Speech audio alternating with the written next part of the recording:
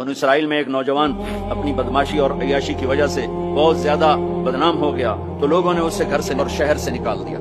शहर से बाहर निकला, कुछ अरसे बाद खाने पीने के असबाब खत्म हुए तो मौत ने आ घेरा।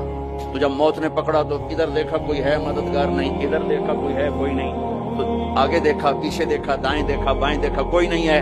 तो फिर उसने यूं आसमान को देखा और कहने लगा, देख मुझे सब ने छोड़ दिया है, तेरे पास आने का वक्त है, मुझे माफ कर। मैंने तेरे बंदों से सुना है तू बड़ा गफूर और रहीम है। जान निकल गई। अल्लाह ताला ने मूसा अलैहिस्सलाम से फरमाया, मूसा मेरा एक दोस्त वो जंगल में मर गया है, जाओ उसके जनाजे का इंतजाम करो और ऐलान कर दो जो उसके जनाजे में शरीक होगा उसको भी माफ कर दो। लोगों ने दौड़ लगाई, आगे देखा तो वही नौजवान, मूसा ये तो वो है जिसको हमने शहर से निकाल दिया था, ये ऐसा वली कैसे हो गया कि हम इसके जनाजे में आएंगे तो बख्शे जाएंगे। तो मूसा अलैहिस्सलाम ने अल्लाह से पूछा, या अल्लाह तेरे बंदे कह रहे हैं ये बहुत बुरा है, तू कह रहा है मेरा दोस्त है, तो मैं क्या करूं? अल्लाह ताला ने फरमाया, मूसा ये सच कह रहे हैं और मैं भी ठीक कह रहा हूँ, ये ऐसा ही था जैसे ये कह रहे हैं, लेकिन जब इस पर मौत आई इसने दाएं देखा, इसे कोई नजर न आया, इसने बाएं देखा, इसे कोई नजर न आया, इसने फिर मेरी तरफ देखा।